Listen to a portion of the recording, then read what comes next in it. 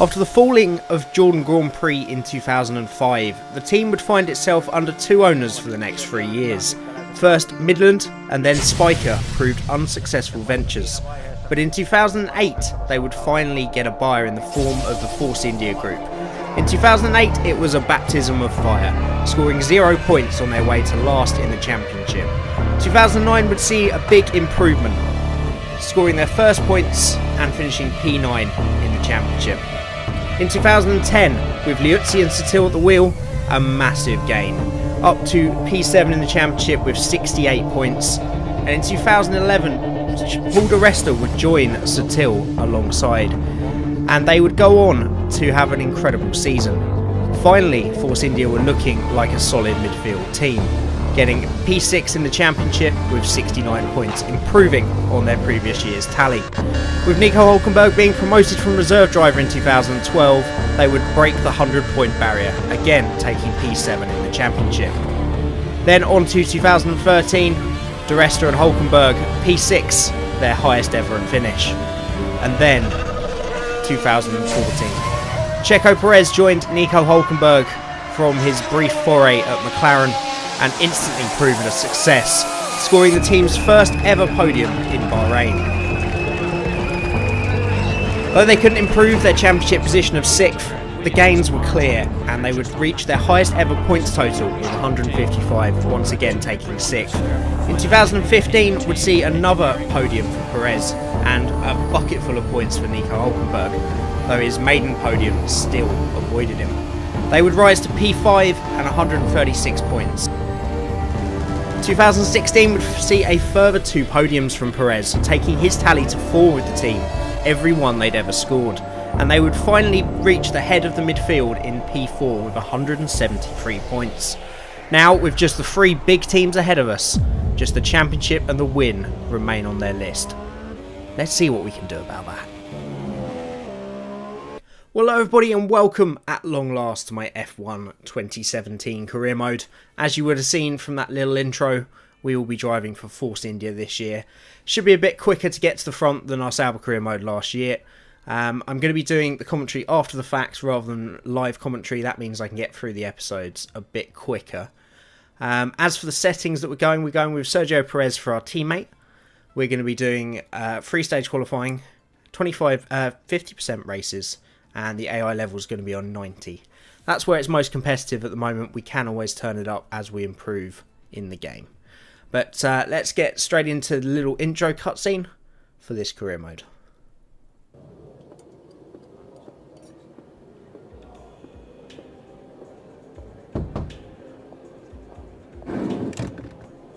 Yes, and I respect that. But my client has a championship to contest. So if you want our participation, I'm afraid the concessions are mandatory. Yes, that's fine. Get back to me when you can. Goodbye. No one ever just signs the contract. Anyway, thanks for coming by on such short notice. I just needed to cover a couple of quick things with you before you race. Firstly, as requested, is a copy of your contract. It's a rolling deal. However, the team reserves right of termination if you fail to meet performance standards. You're second driver for now, but work hard, hit your targets, and I'll be able to sweeten the deal. I'm also looking to get you into some invitational events throughout the season. The experience and exposure from these will be great for your image. Plus, you'll get to drive some nice historic cars. Now then, go get ready for the next session, and good luck. So there we are, that's the nice little introduction. We're going to get straight into practice now. I do like they've added these little cutscenes and they've really fleshed out the career mode this year. It's pretty great. First test of practice is going to be the track acclimatization, which we passed pretty easily. A couple of the tests from, well, 3 of the tests are from last year. There's 2 new ones. This is the tyre wear test from last year. And unlike last year, if you pass it on the opening lap, then you don't have to do the following lap. So there was purple on this. And then there was fuel saving, which is one of the first new practice programs for this year. Essentially, you're using lift or coast or changing up early in order to save fuel and still hit a target time. This proved very tricky. I only got green on this. But after practice 1, we then got put in to the R&D room great for an introduction to that. Ah, you got my message. Perfect. Welcome to home away from home. We get more real-time data from the factory now than ever before, and it all comes through here. So I have to spend more time checking over the reports and less time hunting you down in the hospitality suite. To that end, sorry, just a sec. Yeah, Chris, is this important? I'm in the middle of something. Oh, okay. Right. Well, that makes no sense. Have Sarah reset the simulation and run it again. Okay. Sorry about that. As I was saying, we've set up a desk for you at the front here. You can get onto the network from your laptop, so make sure to check the R&D screen regularly.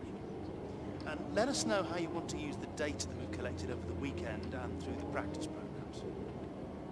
Also, bear in mind that the news from the factory won't always be good. Sometimes tests fail, like you've seen just now. And when that happens, we have to divert additional resources to fix it. C'est la vie, I'm afraid. So we get given an initial starting budget, a boost of 2,500 to get our upgrades kicked off. Really nice that we've got this R&D area this year, and again, where they're adding depth to the career mode is this R&D tree as well. So you can see we're the 5th quickest team, just behind Williams. We've got a great powertrain, great chassis, well, an okay chassis, but we're pretty weak in the aerodynamic department. So that's where we're going to kick off our upgrades.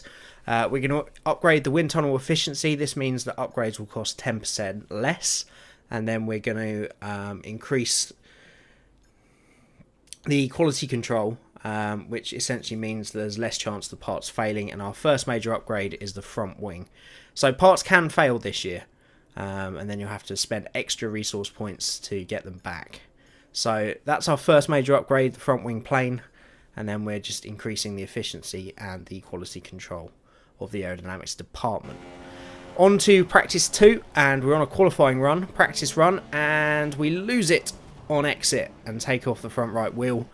I am running no traction control for the first time this year, so that's why it might take me a little while to get used to it, but I'm finding the challenge is a lot greater. We then complete the qualifying run with ease, and then the final practice program this year is the race strategy. This essentially will give you your strategy setups for the race, depending on whether you do 3 to 5 laps. We then get introduced to a new rival. This year will be Sergio Perez for the first half of the year, and then we get going for qualifying. Welcome to Melbourne, where qualifying for the Australian Grand Prix should be getting underway shortly. It always looked like the kind of track that asks an awful lot of the rear tyres, such as the frequency of low-speed exits. No matter how good a driver is at managing their throttle application to limit rear slip, they can't always overcome a car that's inherently bad at looking after its rear tyres. Here we have a lot of low-speed corner exits, which means a whole load of energy, heat and tyre wear. Now on our first run in Q1, we're still getting to grips with the car. We're pushing a little bit too hard out of here, and we almost lose it into the barrier, and that's almost the end of our qualifying session. We slam on the brakes and just about hold it. We go in for a fresh set of ultra softs, and we just about get through. Once the times tick down, we're just behind our teammate Perez in 14th. We should be aiming to get into Q3. That's our target objective for the team. It's going to be tricky though, lacking a little bit of pace, and the AO are very quick in qualifying this year. But I'm going to leave you now for our final qualifying run in Q2.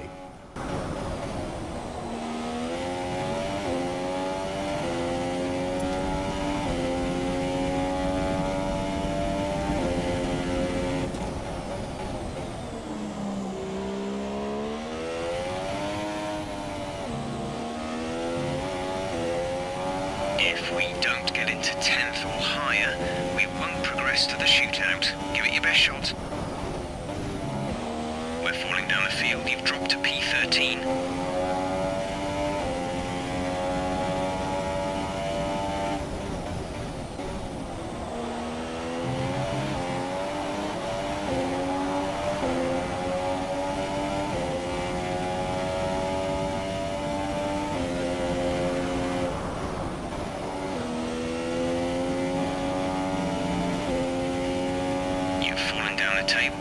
currently in P15.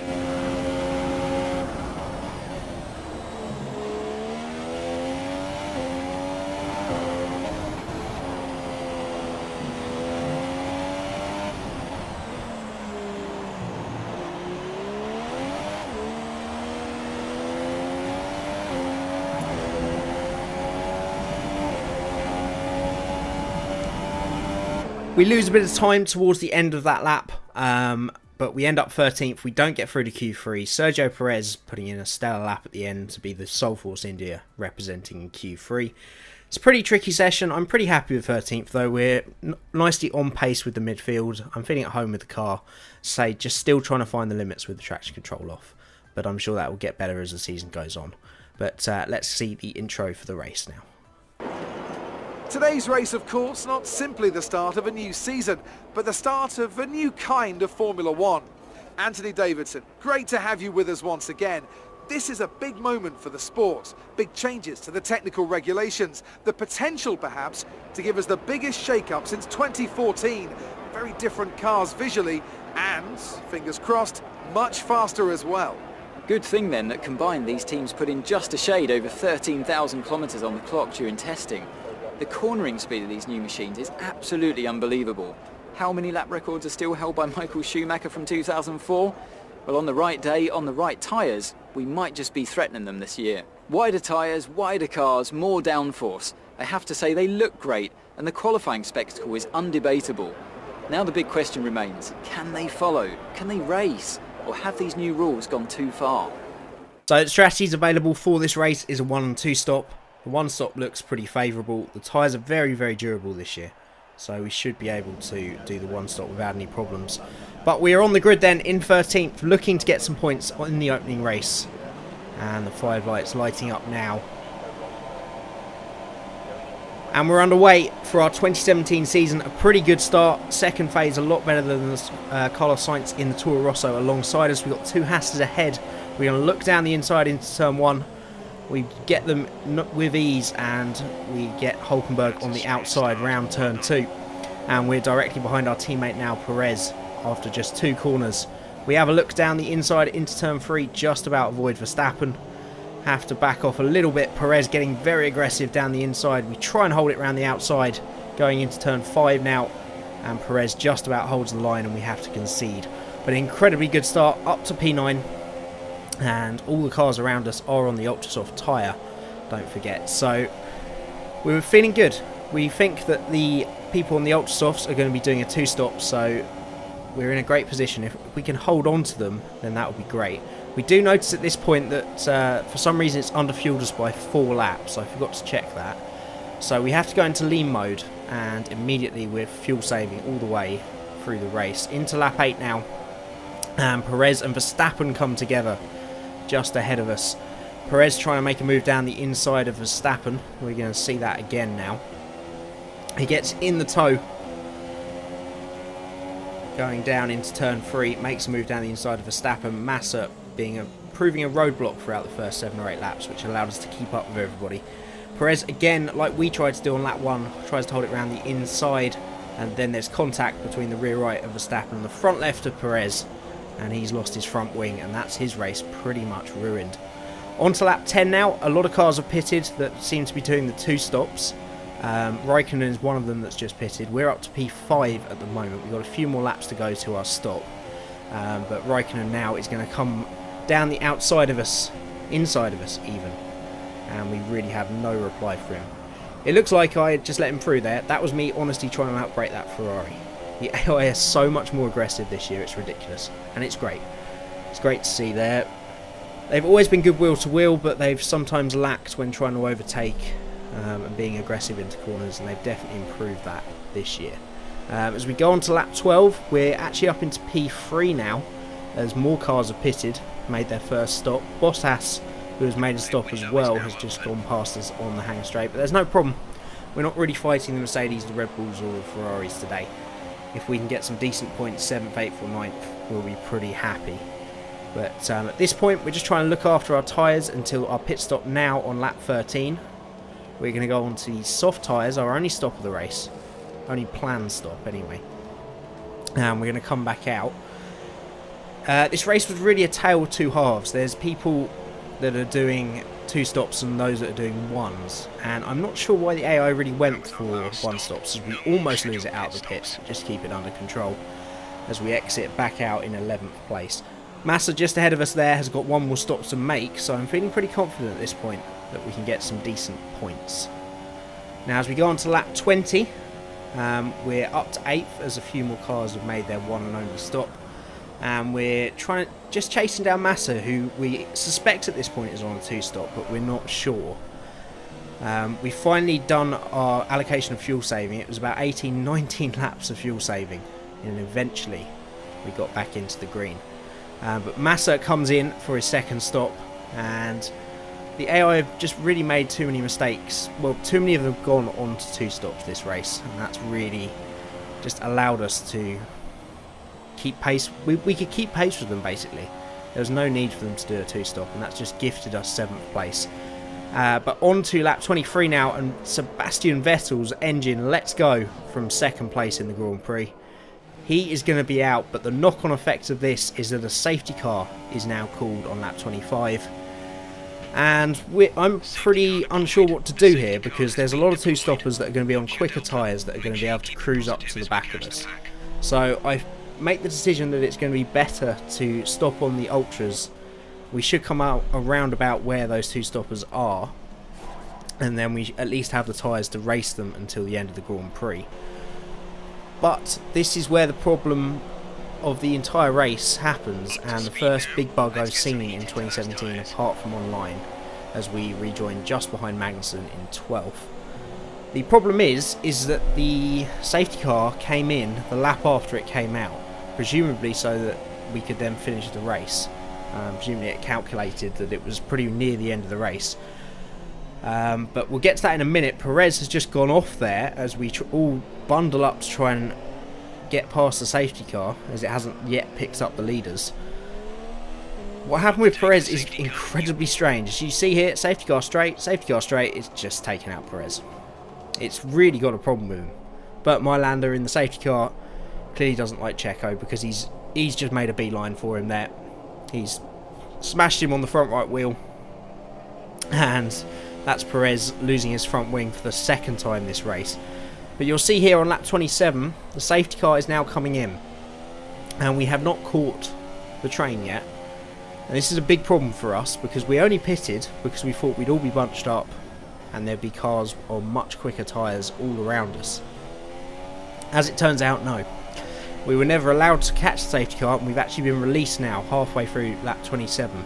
The field has gone, and you can see in a second, this is the train that's actually caught up to the safety car. There's only about 4 or 5 cars on the lead lap and a bunch of lapped guys when they get released.